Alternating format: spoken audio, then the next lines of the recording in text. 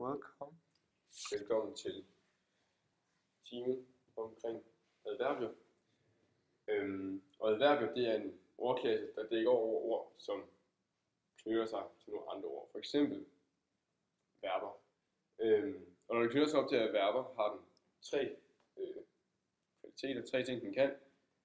Den kan definere, hvornår det her, altså et verbum er jo en form for en handling, så den kan definere, hvornår handlingen sker. Sådan rent tidsmæssigt. Der har vi et eksempel her med hun synger, og det er nu hun synger. Så det er selve hvornår handlingen sker. Og det kan også definere, hvor handlingen sker. Og vi har et eksempel, som er her. Det er her, det sker. Og det er her, hun synger. Eller her synger hun. Og til sidst kan det også definere, hvordan handlingen sker. Sådan, i hvilken måde det sker på. Og i det her tilfælde har vi brugt smukt, fordi hun synger smukt. Og man må ikke forveksle smukt her med et adjektiv. For det skulle være et adjektiv, skulle det lægge sig op af et substantiv. Og der har vi lige lavet et eksempel hernede, hvor der står, at det er hendes sang, som er smuk.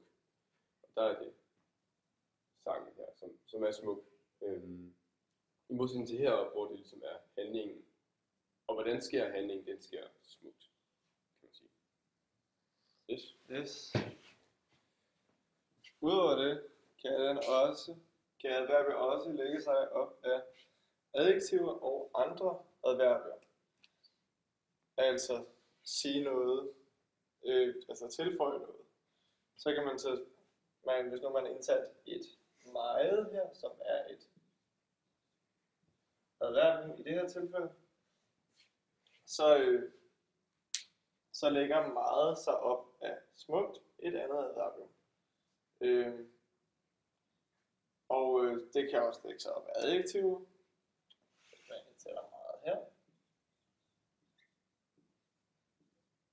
Hendes sang er meget smuk. Og det er stadigvæk ikke, eller ja, sådan er det. Altså det er vigtigt at sige, at det er ligesom, at når adverbier ligger sig op af adjektiver og andre adverbier, så definerer det ligesom en form for en grad af hvor meget det her ord er. Og man kan godt sige, at det her lægger sig op af grundledet, altså et substantiv her, men det siger noget om substantivet, men det gør det kun, fordi der er et adjektiv, som det lægger sig op af, som siger noget om substantivet. Ja. Yes. Og heroppe, der ligger det så til et adverbium. Adverbiet siger ikke noget om grundledet her, eller om noget substantiv. Det siger noget om handlingen, altså verbet her. Yes. Og det kan jo sådan set også gradbøjes. Altså man kan godt skrive, hun synger smukkere. Ja, okay. Smukkere.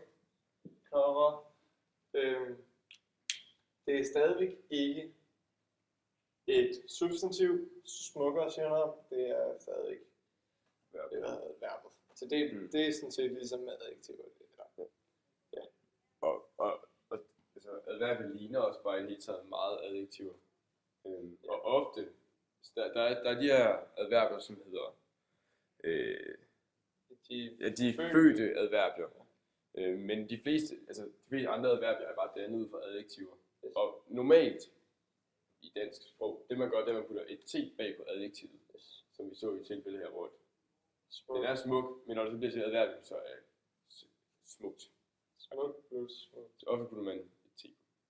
Hvis det var, med mindre det er gradbøjet i en større form. Ja.